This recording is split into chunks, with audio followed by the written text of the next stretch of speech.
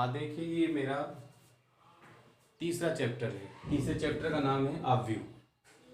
आव्यू जो है वो तीसरा चैप्टर है। इसके अंदर सबसे पहली हेडिंग क्या है? हाँ भाई, सबसे पहली हेडिंग क्या है? परिभाषा और संकेतन। परिभाषा क्या है आव्यू की? ये रहेगी कि राशियों का या संख्याओं का ऐसा क्रम जिसको आयताकार या वर्गाकार के रूप में लिखा जा सके। ठीक है, ये इसकी परिभाषा हो जाएगी। और रही बात संकेतन की, तो संकेतन के रूप में आप यहाँ पर एक बड़ा सा कोष्टक ले सकते हो, ये वाला भी ले सकते हो, ये वाला भी ले सकते हो, या फिर ऐसे करके डबल लाइन भी ले सकते हो, यूं करके। ठीक है, तो ये इसके क्या है? संकेतन है। आप इसमें किसी को भी यूज कर सकते हो ऐसे, इस टाइप से। तो ये जो है इसका क्या हो जाएगा? संकेतन। तो परिभाषा मैंने बताई दी आपको। और संकेतन की बात करें, वैसे परिभाषा तो आती नहीं है, बस संख्याओं का, राशियों का ऐसा क्रम जिसको वर्गाकार या फिर आयताकार रूप में लिखा जा सके। और इसका जो संकेतन है वो ये रहेगा, या तो आप इससे रिप्रेजेंट कर लीजिए या इससे या इससे। ठीक, दो बात हो गई। अब तीसरी बात की बात करते हैं, आव्यूह का क्रम। ये विषय ध्यान रखेंगे आप, आव्यूह का क्रम क्या होता है। देखो, क्रम से मेरा मतलब है, जैसे मैंने यहाँ पर संख्याएं लिख दी, 1 2 3 4, ये देखना आप ध्यान से। तो इनको तो बोलते हैं अपन पंक्तियां। इसको बोल देंगे पहली पंक्ति, तो बोलेंगे अपन R1। R1 का मतलब हो जाता है रो 1, रो मतलब पंक्ति, R1। ये क्या है? दूसरी पंक्ति, इसको अपन क्या बोल देंगे? R2। ये पहला कॉलम है, इसको बोलते हैं अपन कॉलम, तो ये हो जाएगा C1 और ये हो जाएगा C2। तो इसमें दो पंक्तियां हैं और दो कॉलम है, तो हम इसको बोल लेंगे, इसको जो क्रम है वो 2 गुणा 2 का है। पहले पंक्ति लिखी जाती है और बाद में कॉलम लिखे जाते हैं। जैसे हम यूं लिख दें 1 2 3 4 5 6। अब इसमें कितनी पंक्तियां हैं? इसमें 2 पंक्तियां हैं। और कॉलम कितने? ऐसे देखो आप, 3 कॉलम है, तो इसका क्रम क्या हो जाएगा? 2 गुणा 3। हमेशा पहले पंक्ति लिखनी है और फिर कॉलम लिखने हैं, मतलब स्तंभ लिखने हैं। ठीक है, तो पहले रो लिखेंगे फिर कॉलम लिखेंगे। तो ये जो है इसका 2/3 का इसका क्रम हो जाएगा। तो ये आपको ध्यान रखना है। अच्छा, एक चीज और मैं बता दूं आपको, इसको हम मानक रूप में ऐसे भी लिख सकते हैं, A11 A12 A13 sorry A21 A22, ऐसे भी हम लिख सकते हैं। A11 का मतलब क्या होता है? A11 मतलब 1, A12 मतलब 2, A21 मतलब 3, A22 मतलब 4। अब ये 11 क्या है? 11 का मतलब हो जाएगा पहली पंक्ति और पहले स्तंभ का तत्व, पहली पंक्ति दूसरे स्तंभ का तत्व, दूसरी पंक्ति पहले स्तंभ का तत्व, दूसरी पंक्ति दूसरे स्तंभ का तत्व। तो ये जो है, देखो ये क्या है? ये दूसरी पंक्ति है, तो दूसरी पंक्ति का पहले स्तंभ का तत्व है, दूसरी पंक्ति के दूसरे स्तंभ का तत्व है। तो इस प्रकार से हम इनको लिख सकते हैं, जैसे पहली पंक्ति और पहला स्तंभ का तत्व, पहली पंक्ति दूसरे स्तंभ, पहली पंक्ति तीसरा स्तंभ, दूसरी पंक्ति पहला तत्व, दूसरी पंक्ति और पहले स्तंभ का तत्व। तो इस प्रकार से हम इसको लिख सकते हैं। और इसको लिखना भी बड़ा इजी होता है। जैसे अपन इसको लिखना चाहें तो A11 A12 A13, इधर 1 इसलिए रहेगा, देखो थोड़ा बड़ा करके लिख देता हूं, A11 A12 A13। बड़ा करके इसलिए अपन लिख रहे हैं क्योंकि जो पहले वाला 1 है वो किसको रिप्रेजेंट कर रहा है? पंक्ति को। और दूसरे वाला 1 2 3 ये किसको रिप्रेजेंट कर रहा है? स्तंभ को। तो ये आपको ध्यान रखना है। ठीक है, आगे चलते हैं। तो ये पूरा का पूरा सिस्टम आपको ध्यान रखना है। और रही बात आव्यूह के क्रम की, तो ये 2 गुणा 3 क्रम का है, मतलब 2 पंक्ति है और 3 स्तंभ हैं। ठीक है, आगे चलते हैं नेक्स्ट में। आप इन सारी बातों को, इन सब हेडिंग को एक एक करके देखते जाएं। आगे क्या लिखा? आव्यूह के प्रकार। प्रकार में देखो, नाम के हिसाब से ही इसमें आपको परिभाषा बोलनी है। जैसे क्या लिखा है? पंक्ति। तो एक ऐसा आव्यूह जिसमें केवल एक पंक्ति हो, इतना लिखना है। स्तंभ कितने हो वो कोई सिस्टम पर निर्भर नहीं करता। स्तंभ तो 1 भी हो सकता है, 2 भी हो सकते हैं, 3 भी हो सकते हैं, 50 भी हो सकते हैं, करोड़ भी हो सकते हैं। तो एक ऐसा आव्यूह जिसमें केवल एक पंक्ति हो, पंक्ति आव्यूह कहलाता है। एक ऐसा आव्यूह जिसमें केवल एक स्तंभ हो। एक स्तंभ कैसे? ए यूं करके एक स्तंभ हो, 1 2 3 डॉट डॉट डॉट n। अब देखो, स्तंभ तो एक ही है पर पंक्तियों की संख्या बहुत सारी है, 1 2 3 n पंक्तियां हैं। पंक्तियों में कुछ नहीं आप कह सकते भाई कितने हो जाएंगे। तो ऐसा आव्यूह जिसमें केवल एक स्तंभ हो, स्तंभ आव्यूह कहलाता है। इसी को यदि आप ऐसे करके लिख देते हैं 1 2 3 4, सही है, ऐसे ऐसे करके लिख देते हैं 1 2 3, ठीक है, 1 minute, 3 4 dot dot dot n ऐसे करके लिख देते हैं, तो ये कौन सा अवयव हो जाएगा? पंक्ति अवयव। ध्यान एक बात का रखना, इसके अंदर ये कोमा नहीं लगाना बीच में, जो कोमा लगा दोगे तो फिर ये पंक्ति अवयव कैसे भी अवयव नहीं रहेगा। तो जब भी आप अवयव को लिखें तो बीच में कहीं भी कोमे का यूज नहीं करें। ऐसे लिखोगे पंक्ति, ऐसे लिखोगे स्तंभ। और रही बात शून्य अवयव की, तो एक ऐसा अवयव जिसमें सारे तत्व शून्य हो। वर्ग अवयव ऐसा अवयव जिसमें पंक्ति और स्तंभों की संख्याएं समान हो। जैसे कि मैंने अभी लिखा था 1 2 3 4, तो उतनी पंक्ति हैं उतने स्तंभ हैं। 2 गुणा 2 3 गुणा 3 क्रम का जो अवयव है वो क्या कहलाता है? वर्ग अवयव। उसके बाद क्या लिखा हुआ है? विकर्ण अवयव। तो विकर्ण अवयव को बोलते हैं हम, जैसे यहां पर लिख दिए हम 1 2 सॉरी एक सेकंड, आप इससे समझ जाओगे, आराम से समझ में आ जाएगा आपको। ये आप ध्यान देंगे, एक मिनट। ये देखो आप, इसमें क्या है, कितनी पंक्तियां हैं आप पहले ये बताओ। इसमें 3 पंक्तियां हैं। स्तंभ कितने हैं? 3 स्तंभ हैं। आप ये देखो, 1 पंक्ति 2 पंक्ति 3 पंक्ति 4 सॉरी पहला स्तंभ, दूसरा स्तंभ, तीसरा स्तंभ। तो ये कितना है? 3/3 का है। 3/3 का है, परंतु इसका जो विकर्ण है इसको विकर्ण बोलते हैं। मुख्य विकर्ण जो है वो अशून्य है, शून्य नहीं है। बाकी सारे के सारे तत्व कैसे हैं? शून्य हैं। तो हम इसको क्या बोल देते हैं? विकर्ण अवयव। अदिश अवयव की बात करें तो अदिश में विकर्ण में ज्यादा कोई अंतर नहीं है। अदिश में केवल ये जो लाइन है, ये वाली लाइन जो मुख्य विकर्ण है वो सेम रहेगा। सेम का मतलब जैसे अब ये सेम हो गया। तो विकर्ण अवयव में और अदिश अवयव में सिर्फ छोटा सा अंतर है कि विकर्ण अवयव में सेम होगा तो भी विकर्ण हो जाएगा, अलग अलग होगा तो भी विकर्ण अवयव हो जाएगा। बाकी तो तत्व शून्य ही रहेंगे, केवल जो मुख्य विकर्ण है, जैसे हम त्रिभुज बना दे तो जो इसका विकर्ण बनता है, जो कर्ण बनता है, ये अशून्य होना जरूरी है, ये शून्य नहीं होना चाहिए। उसके बाद बाकी सारे तत्व शून्य हो तो हम इसको क्या बोलते हैं? अदिश अवयव। अदिश में सेम रहेंगे, विकर्ण में सेम हो या अलग हो कोई फर्क नहीं पड़ता। और रही बात इकाई अवयव की, जो कि सबसे ज्यादा इंपॉर्टेंट अवयव है, इकाई अवयव। इकाई अवयव होता है 1 0 0 0 1 0 0 0 1, जो कि मैंने यहां पर इसको बना भी दिया था। तो इसको बोलते हैं अपने इकाई अवयव। इसमें सारे तत्व एक ही होने चाहिए। यहां पर आप 2 लिखोगे या 3 लिखोगे तब ये इकाई अवयव नहीं माना जाएगा। समझ गए आप? तो यहाँ पर क्या होना चाहिए? 1 1, तो इसको इकाई अवयव बोलते हैं। और इसके अंदर इसको हम किससे रिप्रेजेंट करते हैं? आई से रिप्रेजेंट करते हैं, ध्यान रखना है। सबसे ज्यादा इंपॉर्टेंट इकाई अवयव ही है, ये सबसे ज्यादा काम आता है इकाई अवयव। हाँ भाई, इकाई अवयव सबसे ज्यादा काम आता है, ठीक है।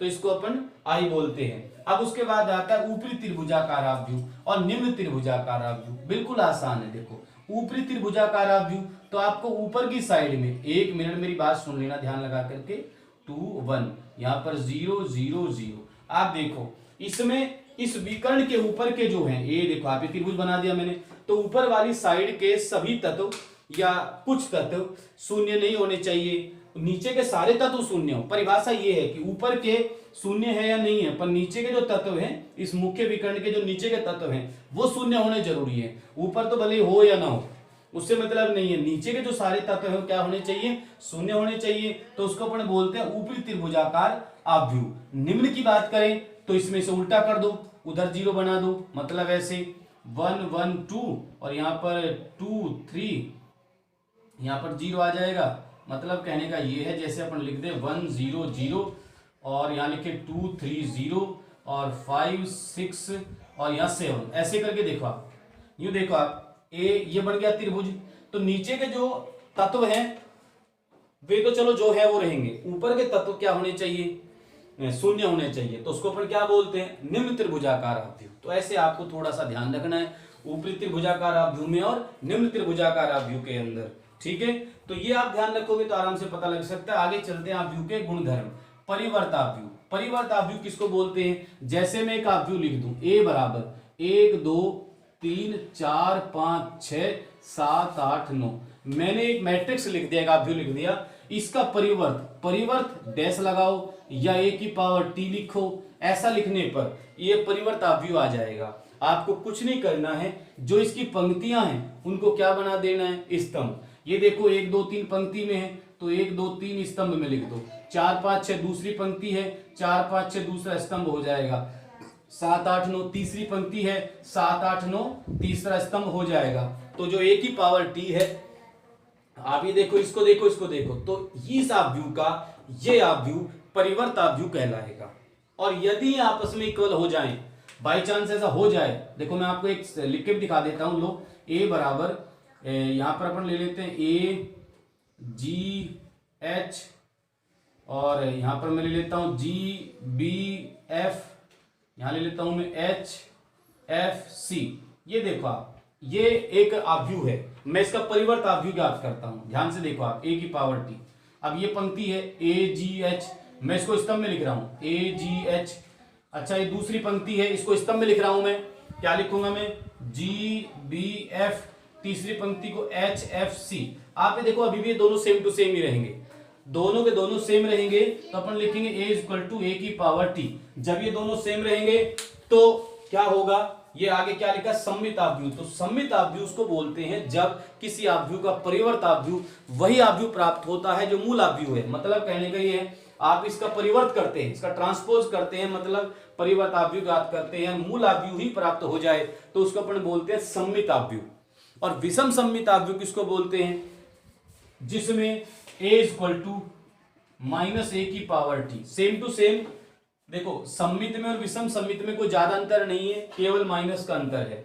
इसके लिए जरूरी है कि इसका जो मुख्य विकर्ण है, ये जो मुख्य विकर्ण है, एक तो ये जीरो होना चाहिए, एक तो ये जीरो हो, यहां पर मैं लिख देता हूं ये जीरो होगा, तो ये विषम सम्मित आव्यूह की कंडीशन होती है, मुख्य विकर्ण हमेशा शून्य होता है। अब इसमें चलो मैं 1 मिनट एक काम करता हूं, यहां पर माइनस लगा देता हूं।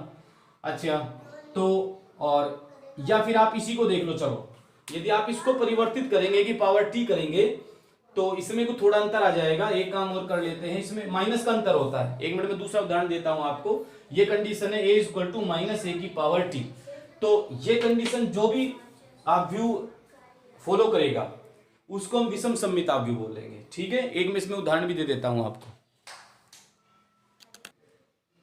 देखिए, जो मैंने अभी नेक्स्ट के एक उदाहरण दिया है, a इक्वल टू 0hg उदाहरण दिया है, इसके अंदर 0hg और माइनस है 0 माइनस एफ माइनस जी एफ 0। अब आप जैसे इसका a की पावर t याद करते हैं तो होगा क्या, यहाँ 0 आ जाएगा, यहाँ h और यहाँ पर g, और फिर माइनस h 0 माइनस एफ, फिर माइनस जी एफ 0, ऐसे कर देंगे कुल मिला करके। उसके बाद क्या करें, आप इसमें माइनस कॉमन ले लें। माइनस कॉमन लेने पर यहाँ से पूरे में से माइनस बाहर आ जाएगी, तो 0hg हो जाएगा। इसमें क्या होगा कि ये प्लस के थे इसलिए सारे के सारे कैसे हो जाएंगे, माइनस के हो जाएंगे। ये कैसे हो जाएंगे, ये देखो आप, ये ऐसी कंडीशन बन जाएगी। अब आप ध्यान से देखिए, ये और ये दोनों सेम है, तो अपन इसको क्या बोलेंगे, माइनस ए। तो ये कंडीशन हो जाएगी ए की power t equal to minus a, तो हम इसको बोलते हैं विषम सम्मित आव्यूह। ठीक है, नेक्स्ट करता हूं अभी मैं। आगे जो क्वेश्चन है वो लिखे हुए हैं, आपको ध्यान देना है। यदि दो आव्यूह ए तथा बी योग एवं गुणन के अनुकूल हों। अब बात यह आएगी कि आव्यूह योग और गुणन के अनुकूल कैसे होते हैं। आपको ध्यान एक बात का रखना है, देखो किसी भी दो आव्यूह का योग करना हो, योग करना सबसे आसान है। कैसे करोगे आप, a plus B equal to, पहला जो आपका मैट्रिक्स है, सबसे पहले तो बता दूं, मैट्रिक्स को हमेशा अंग्रेजी के बड़े अक्षर से निरूपित किया जाता है, रिप्रेजेंट करते हैं। जैसे a equal to B equal to, यहाँ पर आप स्मॉल नहीं लिखोगे, स्मॉल हमेशा इसके अंदर आते हैं, अंदर जो आएंगे वो स्मॉल अक्षर होंगे, बाहर जो आएंगे वो कैपिटल होंगे। तो a इक्वल टू क्या हो जाएगा, 1 2 3 4, b इक्वल टू 5 6 7 8। अब जैसे आपको इन दोनों मैट्रिक्स को जोड़ना हो, ऐड करना हो आपस के अंदर, तो आपको कुछ नहीं करना है। जैसे आपने यहाँ क्या लिखा, 1 2 3 4, और दूसरा कैसे कर दिया, 5 6 7 8। अब आपको कुछ भी नहीं करना है, देखो इसका क्रम और इसका क्रम सेम है, ये a11 है, ये भी a11 है, ये भी पहले नंबर पर है, ये भी पहले नंबर पर है, दोनों को जोड़ दो तो यहाँ हो जाएगा 6, 6 और 2 8, 7 और 3 10, 8 और 4 12। तो ये क्या बन गया, a प्लस बी। एक बात का विशेष ध्यान रखना, उन्हीं आव्यूहों को जोड़ा या घटाया जा सकता है जिनके क्रम समान हो, पंक्ति और स्तंभों की संख्या बिल्कुल सेम टू सेम, मतलब ऐसे वर्ग आव्यूह होने चाहिए। जैसे इसमें कितनी पंक्तियां हैं, 2 पंक्ति 2 स्तंभ, तो इसमें भी 2 पंक्ति और 2 स्तंभ है, तो ये आप इनको जोड़ सकते हैं, अन्यथा नहीं जोड़ सकते हैं। ठीक है, जोड़ने और घटाने दोनों में एक ही नियम लागू होता है। आप मान लिया यूं हो जाए कि भाई एक में तो 2/2 का है और एक 1/2 का है, एक की पंक्ति स्तंभ अलग है और एक की पंक्ति स्तंभ अलग है, तो फिर इसको आपस में आप ना जोड़ सकते हैं और ना घटा सकते हैं। गुणा का नियम थोड़ा अलग होता है। घटाने में भी आपको ऐसे करना है, a माइनस बी में से, तो 1 में से 5 घटाएंगे, 2 में से 6 घटाएंगे, 3 में से 7 घटाएंगे और 4 में से 8 घटाएंगे। तो कुल मिलाकर के ऐसे। अच्छा चलो एक अच्छी बात और बताऊं, जैसे -4 -4 -4 -4 आ गया तो आप -4 कॉमन भी ले सकते हो। तो जैसे आप -4 कॉमन लोगे तो यहां से क्या बचेगा, 1 1 1 1, ऐसे कंडीशन बनती जाएगी। कहने का मतलब ये, जब आप कॉमन लोगे तो पूरे के पूरे मैट्रिक्स से कॉमन लिया जाएगा। ठीक बात है, तो ये अपने को थोड़ा ध्यान रखना है। ये था मैट्रिक्स का जोड़ना। तो ये कहता है यदि कोई मैट्रिक्स जोड़ने के अनुकूल हो और गुणा के अनुकूल हो। गुणा के लिए आपको थोड़ा सा ध्यान रखना पड़ेगा कि जो पहला मैट्रिक्स है, जैसे आपको एक मैट्रिक्स दे दिया जाए 1 2 3 4 और दूसरा मैट्रिक्स दे दिया जाए, यहां पर लिख देता हूं मैं 2 0 1 1 ऐसे करके, तो पहले वाले आव्यूह के स्तंभ, इसमें कितने स्तंभ है, 2। दूसरे वाले आव्यूह की पंक्तियां समान होनी चाहिए। ये यदि समान है तो गुणा हो जाएगी, और यदि ये समान नहीं है तो गुणा नहीं होगी। उसके लिए जरूरी नहीं कि भाई जैसे 2/2 का ये है तो 2/2 का ये होना जरूरी है, ऐसा कुछ भी नहीं है। यहाँ पे क्या बताया मैंने, इसके जो स्तंभ हैं, अब रुको मैं दूसरा एक नया मैट्रिक्स लिख के दिखाता हूं। ए बराबर मैंने लिख दिया यहाँ पर 1 2 3 4 5 6 ऐसे करके लिख दिया। तो ये कितने बाई कितने का है, ये 2/3 का है।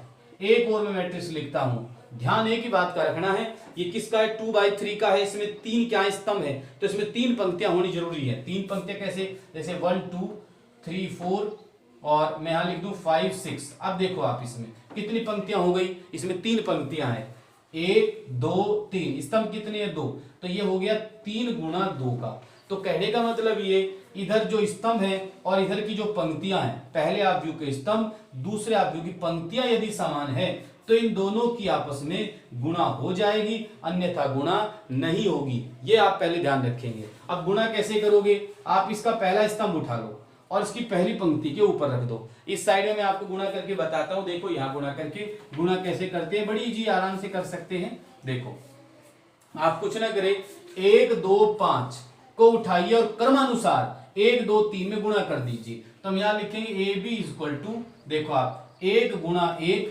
प्लस 2 गुणा 2 प्लस 3 गुणा 5, या तो आएगा ये। ठीक है, अब आप इसी पंक्ति को वापस उठाओ, सॉरी इसी स्तंभ को, और दूसरी पंक्ति पर रख दो।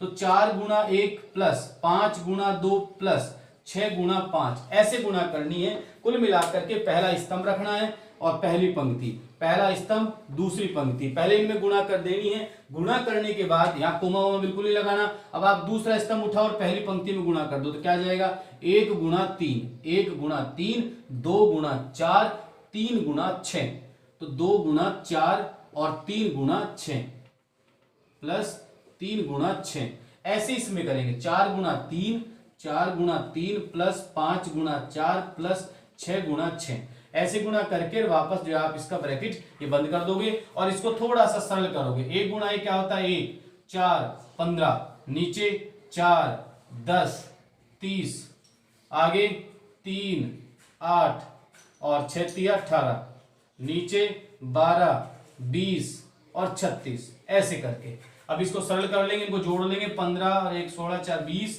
और ये हो जाएंगे 30 4 34, 34 क्या 44 हो जाएंगे ये तो, और ये हो जाएंगे 18 और 8 26 और 3 29, और ये हो जाएंगे आपके 6 और 2 8, 3 2 5 और 1 6 68। तो कुल मिलाकर के इसकी मल्टीप्लाई आ जाएगी। वापस बता दूं मैं आपको, दो मैट्रिक्स तभी आपस में गुणा कर सकते हैं जब पहले मैट्रिक्स के स्तंभ दूसरे मैट्रिक्स की पंक्ति समान हो।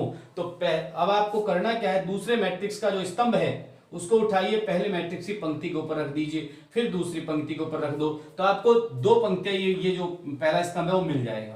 फिर आप इसका स्तंभ उठाओ, पहली पंक्ति दूसरी पंक्ति के ऊपर रख दो, गुणा करके आपस में जोड़ना है, आंसर आ जाएगा। तो इसको बोलते हैं हम दो अवयवों की गुणा करना। और यदि दो अवयव ए तथा बी योग और गुणन के अनुकूल हो, मैंने आपको योग भी बता दिया और गुणा भी बता दी, यदि इसके अनुकूल हैं तब क्या किया जा सकता है, तब आप ध्यान दें, तब आप यदि उनको जोड़ते हो और जोड़ने के बाद उनका ट्रांसपोज करते हो तो तो आपका आंसर a की पावर t प्लस b की पावर t के आंसर के इक्वल होगा। ये इसका एज ए फॉर्मूला टाइप है। और यदि आप उनको घटाते हो तो a की पावर t माइनस b की पावर t के, t से मतलब ट्रांसपोज मतलब परिवर्ताव्यू, जब आप पंक्ति को स्तंभ में बदलते हैं वो वाला सिस्टम। अच्छा, यदि गुणा कर रहे हो आप a b की पावर t, तो इसका आंसर b की पावर t इंटू a की पावर t के इक्वल आ जाएगा। और यदि यहाँ पर कोई भी ऐसे एक अचर संख्या ले ली जाए और उसकी पावर t की जाए तो आंसर आएगा k a की पावर t। अब ये अचर क्या होती है, अचर बता दूं, जैसे कि आपको लिखा जाए a बराबर 1 2 3 4, a बराबर दे दिया और आप इसको कहा जाए कि 2a ज्ञात करो, 2a। तो 2a कैसे ज्ञात करेंगे, a के जितने भी एलिमेंट हैं उन सब के अंदर 2 की गुणा कर दो, 2 4 6 8, इसमें 2 की गुणा, इसमें 2 की, इसमें 2 की और इसमें 2 की। ऐसा क्यों किया, क्योंकि इधर क्या लिखा हुआ है 2a। 3a होता तो 3 की गुणा कर देते, 4a होता तो 4 की गुणा कर देते। ऐसे मैंने यहाँ k लिखा है, तो k a की power t equal to k a की पावर t। t का मतलब है ट्रांसपोज परिवर्ताव्यू, ठीक है। तो इस प्रकार के फॉर्मूले नॉर्मल बने हुए हैं। अच्छा, एक चीज और बताऊंगा मैं इसके अंदर ही, जब आप a प्लस ए की पावर t ज्ञात करते हो, a प्लस ए की पावर t, तो ये होता है सम्मिताव्यू,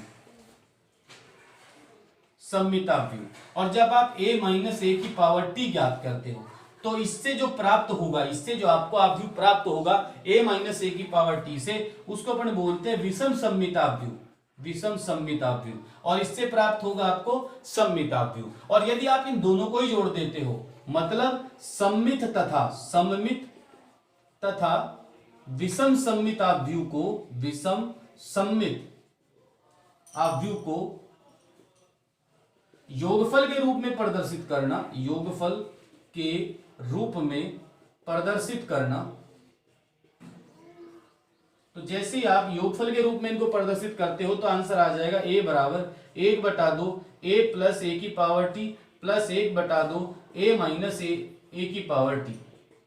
तो कुल मिलाकर के जब यूं कहा जाए कि सम्मित तथा विषम सम्मित आव्यूह को योगफल के रूप में प्रदर्शित कीजिए, तो आपको लिखना a बराबर 1/2 a प्लस ए की पावर t 1/2 a माइनस ए की पावर t। तो ये इसका योगफल रूप है। तो ये थोड़ा सा आपको ध्यान रखना, ये फॉर्मूले ध्यान रखने। कई बार आ जाता है a बराबर ऐसे लिख के दे देगा और कहेगा कि इसको योगफल के रूप में प्रदर्शित करो इस मैट्रिक्स को, तो आपको ऐसे लिखना है सम्मित तथा विषम सम्मित के योगफल के रूप में प्रदर्शित करना है। और आपको मैं कई बातें बताता हूं जो कि अभी बोर्ड पर लिखी हुई है। क्या लिखी हुई है आप ध्यान देंगे, देखो 1 मिनट। ये कहता है कि आव्यूह a का क्रम, कोई आव्यूह है आप अपने मन में मान ले, उसका क्रम क्या है 3 गुणा 5 है, तथा r a की पंक्ति आव्यूह है। एक नया पंक्ति आव्यूह आपको बनाना है जो a से बनाना है, ठीक है। तो r का क्रम क्या होगा, देखो क्या कह रहा है कि भाई क्रम में क्या आता है, क्रम में आता है पंक्ति और स्तंभ। आपको ये पता होना चाहिए पंक्ति कितनी है और स्तंभ कितने हैं। उसने कहा कि r पंक्ति आव्यूह है, तो बताओ पंक्ति कितनी होंगी 1, क्योंकि पंक्ति आव्यूह में पंक्ति 1 होती है। तो r का क्रम हो जाएगा, डायरेक्ट आपको लिखना है r का क्रम। पंक्ति कितनी हो गई 1। और रही बात स्तंभ की, तो स्तंभ इसमें से ही लो, क्योंकि ये a जो आव्यूह है उसी से अपन को r बनाना है। तो इसमें बोल दिया उसने पंक्ति है, इसका मतलब यहाँ तो 1 आ जाएगा और स्तंभ कितने हो जाएंगे 5। तो r का क्रम क्या हो जाएगा 1 गुणा 5। नेक्स्ट क्वेश्चन पर आए, 2 गुणा 3 क्रम की आव्यूह a बराबर aij लिखो, जिसके अवयव aij equal to 2i plus j। मैं वापस इसको थोड़ा साफ से लिख देता हूं, aij equal to 2i plus j हो। अब आपको क्या करना है, ये कहता है कि 2 गुणा 3 क्रम का आव्यूह लिखो। तो मैं आपको 2 गुणा 3 क्रम का आव्यूह लिख के बताता हूं। a बराबर जिसमें 2 पंक्ति और 3 स्तंभ हों। देखो भाई a11 a12 a13 कितनी पंक्ति हुई 1, दूसरी पंक्ति a21 a22 a23। आप देखो ये 2 गुणा 3 क्रम का है। 2 गुणा 3 क्रम का कैसे हुआ, एक पंक्ति और दूसरी पंक्ति, और स्तंभ कितने हो गए, स्तंभ हो गए 3, ठीक है। अब इस क्रम को, अब ये तो हमने माने हैं, मान रखा है कि भाई ये है, बाकी रियलिटी में तो जो ओरिजिनल माने वो आपको ज्ञात करने, उसके लिए उसने एक फॉर्मूला दिया है 2i प्लस j। अब आपको क्या ज्ञात करना है a11। देखो a11 मतलब, देखो 1 मिनट एक बात बता दूं, i जो है वो पंक्ति को निरूपित करता है, पंक्ति को, और एक किसको स्तंभ को, मतलब ये रो को और ये कॉलम को निरूपित कर रहा है। तो यहाँ 2i प्लस j, तो 2i प्लस j क्या हो जाएगा 2 गुणा 1 प्लस 1, 2 ही कम 2, प्लस 1 कितने हो गए 3। तो यहां पर हम 3 लिखेंगे। A12 12 का मतलब समझते हैं, i की जगह क्या लिखना है अपने को, ये i है हमारा और ये क्या है, ये j है। वो पहले वाला i और दूसरे वाला j, क्या लिखा है 2i प्लस j। तो हम यहाँ क्या लिखेंगे 2 गुणा 1 प्लस 2 मतलब 2 प्लस 2 मतलब 4। अब आएगा A13 तो 2 गुणा 1 प्लस 3 मतलब 2 प्लस 3 मतलब 5। तो आपको पहले वाली जो पंक्ति है उसके सारे तत्व मिल गए 3 4 5। अब दूसरी पंक्ति की बात करते हैं, A21 A22 A23 इक्वल। अब देखो आप यहां पर क्या लिखा हुआ है कि A21, तो यहां पर हम क्या लिखेंगे, यहाँ 2i लिखा हुआ है तो 2i यहां पर कितना है आपकी बात 2, सही है। और आगे लिखा है 1 प्लस 1, ठीक। इसमें आप ध्यान रखेंगे आएगा +2 और यहाँ आएगा +3। और यहाँ पर तो मल्टीप्लाई में आपके यहाँ लिखा 2 2। अब देखो आपको मैं एक बात बताऊं, ये तो मतलब परमानेंट है ये वाला 2, तो मैं ये वाला 2 पहले ये लिख देता हूं। सुनो, ये 2 2 मैंने लिख दिया, ये वाला तो सबसे आ गया। आई में क्या आएगा देखो, इधर वाले सारे, ये क्या है आई, अब की बार आपकी 2 2 ही है तो अपन यहाँ पर 2 2 ही लिखते जाएंगे। 2 इंटू 2, जैसे 2 into 1 2 into 1 2 into 2 into 2 2 into 2 2 into 2, आगे 1 2 3, आगे 1 2 3 इज इक्वल टू 2 दूनी 4 प्लस 1 कितना हुआ 5, 2 दूनी 4 प्लस 2 कितना हुआ 6, 2 दूनी 4 प्लस 3 कितना हुआ 7। अब ये सारे मान इसमें रख दो तो ए बराबर क्या आ जाएगा, ए बराबर आ जाएगा 3 4 5 5 6 7। तो ये नया मैट्रिक्स आपको प्राप्त हो जाएगा। कुछ भी नहीं करना है, 1 1 को आपको i और j की जगह लिखना है, 1 2 को i j की जगह लिखना है, 1 3 को i j की जगह लिखना है, 2 1 को i j की जगह लिखना है, पहले वाला i दूसरे वाला j, और बस ये मान आ जाएगा। तो ये मैट्रिक्स है। नए क्वेश्चन अभी मैं आपको करके बताता हूं एक दो और, ठीक है। देखिए इसके अंदर ये 3.1 के कुछ क्वेश्चन है। वैसे तो इसके सारे क्वेश्चन बड़े इजी हैं, आपको ऐसे ही समझ में आ जाएंगे। देखो ये थोड़ा सा डिफिकल्ट है, थोड़ा सा ये बस, ज्यादा कुछ नहीं है। क्या लिखा हुआ है 3.1 का, ये 7 क्वेश्चन है।